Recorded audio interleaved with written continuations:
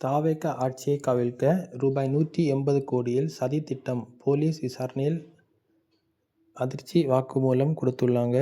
த.வ.க. MLA. இளையராஜாவிடம் பேரம் பேசியதாக திருநாவுக்கரசு, நரேஷ், தியாகராஜன், செந்தில் பாலாஜிக்கு நெருக்கமான தி.மு.க. நிர்வாகி கார்த்தி, ரமேஷ், செல்வன், மணப்பாக்கத்தை சேர்ந்த சீனிவாசன், அஸ்தினாபுரத்தை சேர்ந்த ராஜு, நாமக்கல் பகுதியை சேர்ந்த அசோக்குமார் என 9 பேர் கைது செய்யப்பட்டனர். பேசி சட்டப்பேரவையில் சபாநாயகருக்கு எதிராக வாக்களிக்க வேண்டும் என்று ரூ.35 கோடி வரை பேரம் பேசியதாக திருநாவுக்கரசு, நரேஷ், தியாகராஜன் உள்ளிட்டோர் வாக்குமூலம் அளித்திருந்தனர். தி.மு.க.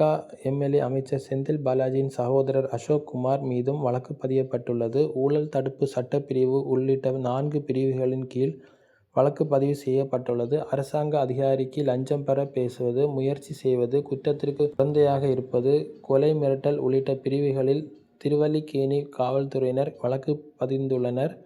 கைதானவர்களிடம் போலீசார் விசாரணை மேற்கொண்டதில் அதிர்ச்சி தகவல் வெளியாகியுள்ளன. த.வ.க. ஆட்சியை கவிழ்ப்பதற்காக கார்ப்பரேட் நிறுவனம் மூலமாக அக்கட்சியின் எம்.எல்.ஏ.க்களிடம் பேரம் பேச முதல் கட்டமாக ரூ.180 கோடி திரட்டப்பட்டுள்ளதாக கைதானவர்கள் வாக்குமூலம் அளித்துள்ளனர். இதற்காக சென்னை கிண்டியில் சுமார் 1 வாரம் நட்சத்திர விடுதியில் தங்கி த.வ.க. எம்.எல்.ஏ.க்களிடம் பேரம் பேசியுள்ளதாக கூறப்படுகிறது.